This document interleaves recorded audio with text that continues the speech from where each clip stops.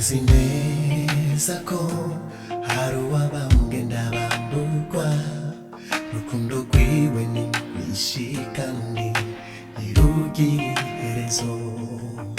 Nubwo ab'isi bose bamwanze ntabirengagiza, nubwo wasayishije cyane uzarakwakira. Ahora ateza ibiganza ashaka uwo yorokora. Iwazo uzosanga ataryarya canke ngo agushire ku nimero inyuma. Iminsi yose mwami Yesu uhora unkunda sana, nitaye kukuba ndi umunyabyaha. Iyo nihebye mbona ucuza ukankomeza, nifuza yuko tuvana.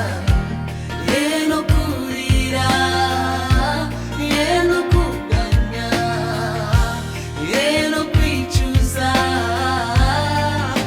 uko uzirikana.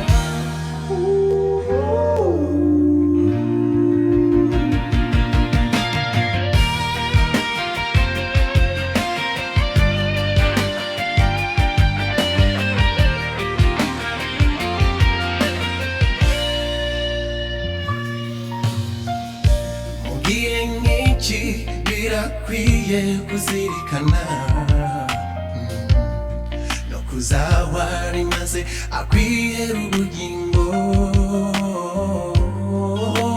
Zana ni wewe mwami w'isi n'ijuru, yahawe amahanga yose kuzoba yifuza gukira, ngo mw'iryo zina habonekwe imbabazi nyinshi.